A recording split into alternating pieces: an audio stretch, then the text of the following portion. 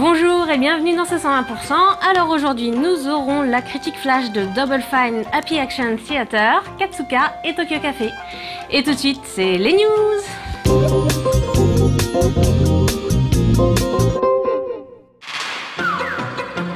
C'est en février, le 19 a priori, que sera diffusé aux États-Unis le 500e épisode des Simpsons. La série animée culte, qui en est à sa 23e saison, se devait donc de fêter comme il se doit l'événement, y compris dans le jeu vidéo. À défaut d'un nouveau titre, comme une suite à Road Rage ou à Hit & Run, il faudra se contenter du portage sur Xbox Live Arcade et PlayStation Network du jeu d'arcade sorti par Konami en 1991. Déjà disponible sur XBLA pour 800 points Microsoft, il débarque cette semaine sur le PSN aux alentours de 10 €. Jouable à 4, en local ou en ligne, il permet d'incarner de nombreux personnages comme Bart, Homer, Marge ou Lisa, qui se lancent à la poursuite de Smithers et Monsieur Burns, qui ont enlevé la petite Maggie. Beat'em all 2D classique, bien pixelisé, il a été porté sur XBLA et PSN par le studio Backbone Entertainment, qui a déjà adapté sur le Xbox Live Arcade des classiques tels que Super Street Fighter 2 Turbo HD Remix et Marvel vs Capcom 2. Plusieurs modes de jeu sont proposés par The Simpsons Arcade Game, le mode Quarters, qui recrée la borne d'arcade, le mode Survie et le mode Free Play. A noter que cette adaptation comprend également la version japonaise du jeu d'arcade, qui proposait des armes inédites, des scores plus élevés et une fin différente.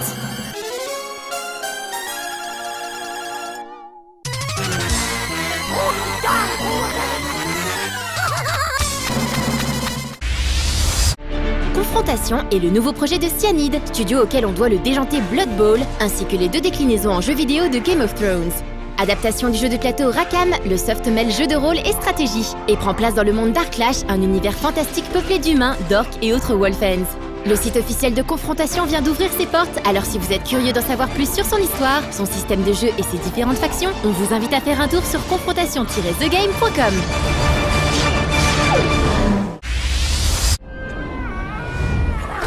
C'était prévisible et on vous l'évoquait d'ailleurs dans notre critique. La famille des Skylanders s'agrandit petit à petit avec l'arrivée régulière de nouveaux compagnons pour Spyro.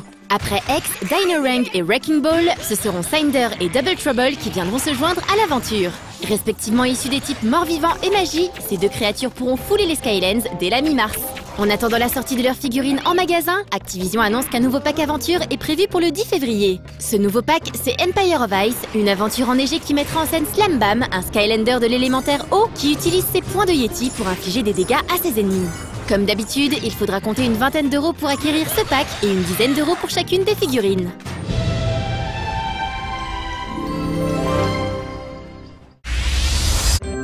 Du 17 au 19 février 2012, ce sera le Festival de Cannes. Enfin, l'autre Festival de Cannes, le Festival international des jeux. On y retrouvera les jeux de société et de cartes traditionnels, des échecs au domino en passant par le bridge et le tarot, mais aussi du jeu de plateau, du wargame, du jeu de rôle sur table ou grandeur nature, et même un peu de jeux vidéo avec la présence de la Nintendo League et le tournoi World Team Cup.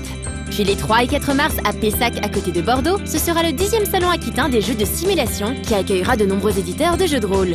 Et si vous êtes plutôt nordiste, la convention Ludinor se tiendra les 10 et 11 mars à Mont-Saint-Barreuil, à côté de Lille. Il s'agit de la 4e édition de ce salon intergénérationnel qui se consacre à faire découvrir les jeux de plateau modernes à un large public. Alors on va regarder la critique de Double Fine Happy Action Theater et comme son nom l'indique en fait ça a été créé par Double Fine et je sais pas vous mais moi quand on me parle de Double Fine je pense à Psychonaut ou à Brutal Legend mais alors absolument pas au jeu qui va suivre.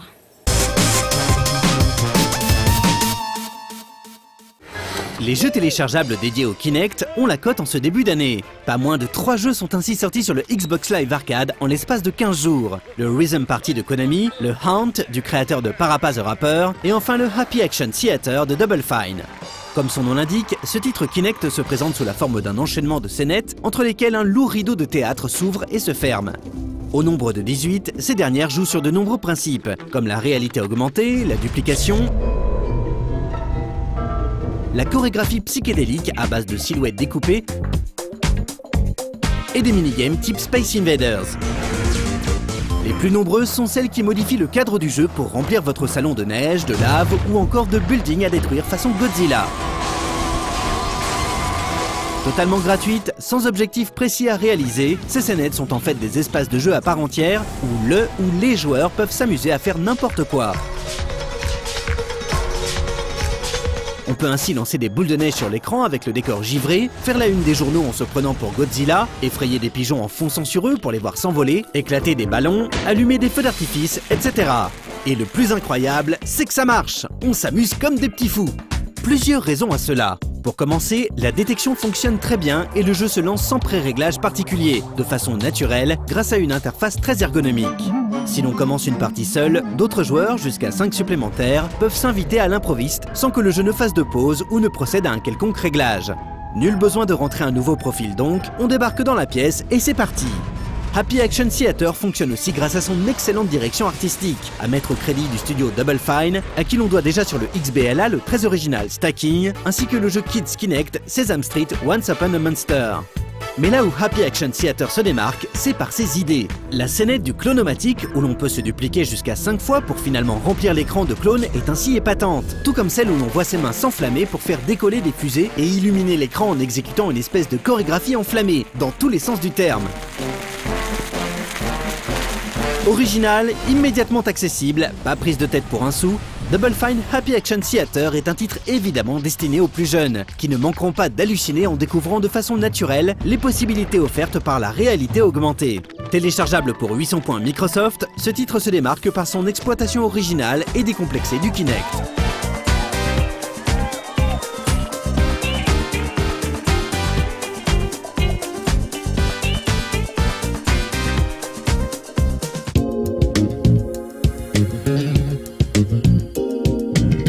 Alors dans Katsuka, il y a une rubrique qui s'appelle Conseil de regardure et c'est marrant parce que depuis que j'ai entendu cette expression, j'arrive pas à en trouver une autre. Et je crois que je suis pas la seule d'ailleurs. C'est aussi. Je sais pas. Conseil de regardure, vous diriez quoi vous? Conseil de visionnage, remarque, oui. Mais bon, c'est vrai qu'après, Katsuka, je pense à lui dès que je donne un conseil. Alors en fait, je sais pas si tu sais, mais ça vient de son forum. Il y a un fil qui s'appelle Conseil de lecture sur le forum de Katsuka, et en dessous il y a un petit malin qui a écrit Conseil de regardure.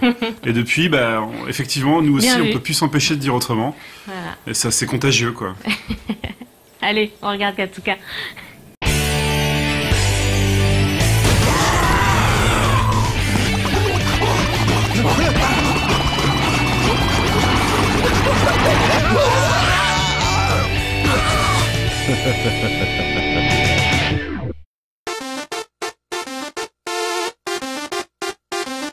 Salut à tous! Cette semaine dans Katsuka, 2 films pas très lol dans lesquels on suivra les pas d'une jeune fille un peu perdue ainsi que ceux d'un ancien pilote de course allemand. Mais avant ça, les news!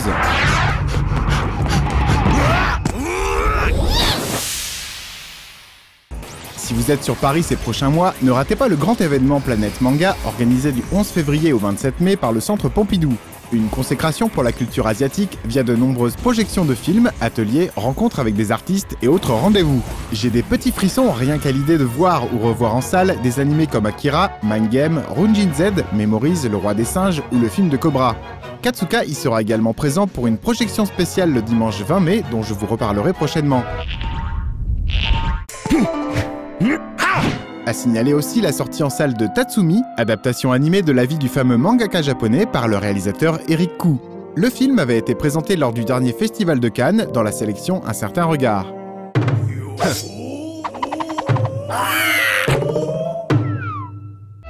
Premier conseil de regardure un peu dark donc cette semaine avec Seventh, court-métrage étudiant réalisé par Sarah Pocock à l'école américaine Cole Arts. On y suit une jeune fille un peu perdue dans les rues nocturnes de Los Angeles alors qu'elle tente de rejoindre son petit ami.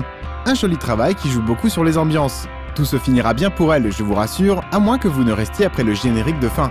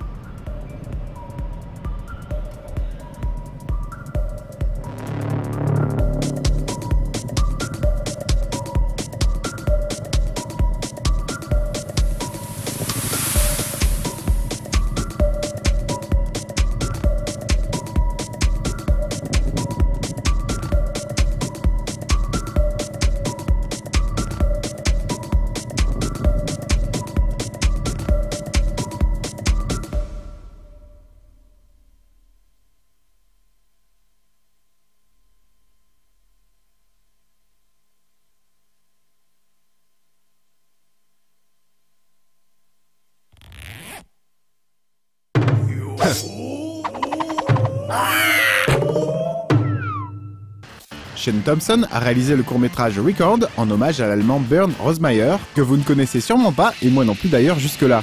Il s'agit d'un des plus grands pilotes de course de l'avant-guerre qui est décédé prématurément à l'âge de 28 ans lors d'un essai de record de vitesse le 28 janvier 1938 sur l'autoroute reliant Francfort à Darmstadt en pleine période nazie. Et c'est cet accident que le réalisateur a choisi de mettre en image.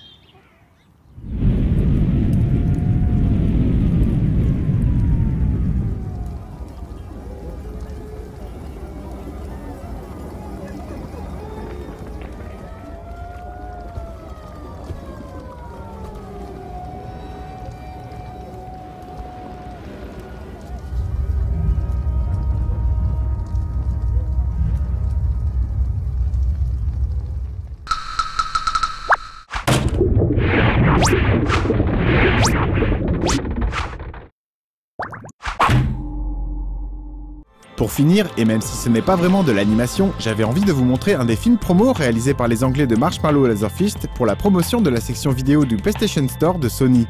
Une projection 3D interactive plutôt fun qui utilise le PlayStation Move pour traquer les mouvements.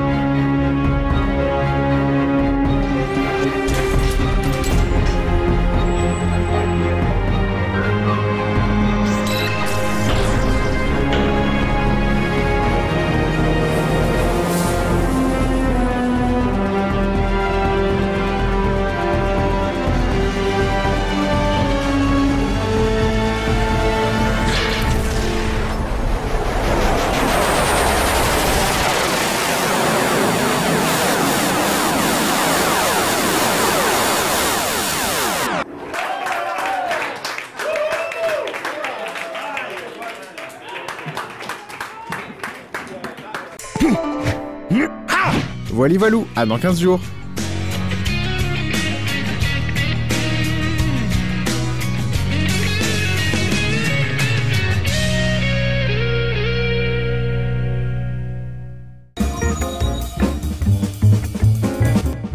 Alors tout de suite, rubrique façon Nadine de Rothschild, mais par Suzuka, qui va nous apprendre comment bien se comporter à table au Japon.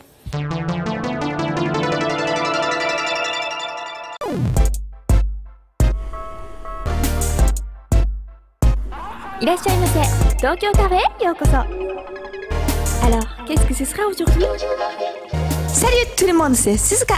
私、今夜は広島はですね、神楽門前東寺村柊屋さんに来ております。さあ、皆さん見えるでしょうか？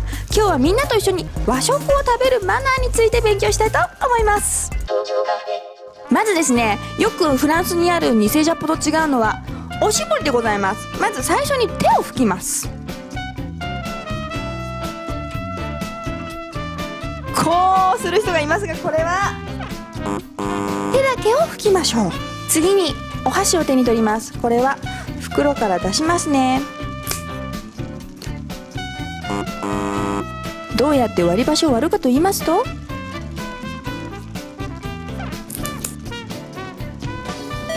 お箸は水平に持ちます。ホリゾンタルに持って静かに開きます。縦で割ってはいけません。それではいただきます。これはブブー、×です。ダメです。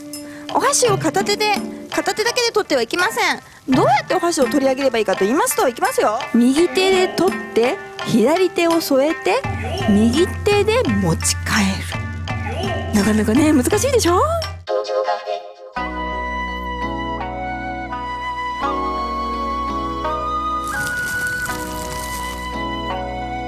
それではいただきます。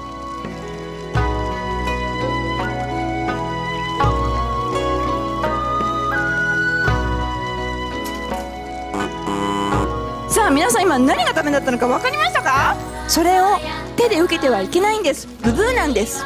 手で受けて上品に見えるかもしれないんですけど、汁が垂れたらじゃあこれどうするの？汚いんじゃないのって話になるんですね。なので決して手で受けてはいけません。また日本の料理はね、こうお皿を手に持っていいので、こう食べる時にはですね、こうお皿を手に持って食べてください。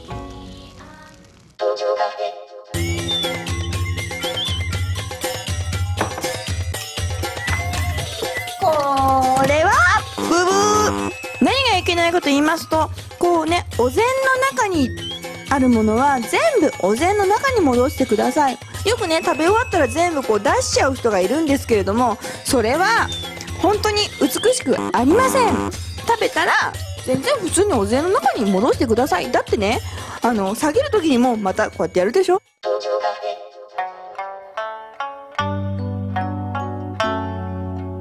それでですね、飲み終わったら蓋を戻してください。これが正解です。よくね、開けたまんまにしてる人がいますけれども、それは実はブブーです。でまたね、こう閉めてあるものを反対に見えますか？閉める人がいますけれども、これは絶対にやってはいけません。なぜかと言いますと、ここのね、模様がね、それで網目しちゃうんですね。なので飲み終わったら元通りに戻してください。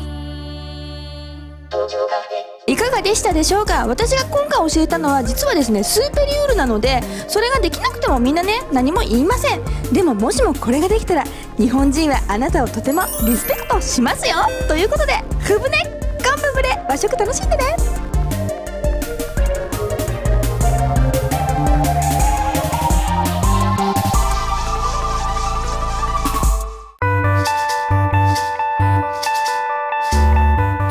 C'est fini pour ce 101%, mais ne ratez pas celui de demain, parce que demain, il y aura la Minute du Geek sur Indiana Jones, et moi, je ne raterai pas, parce que je suis fan.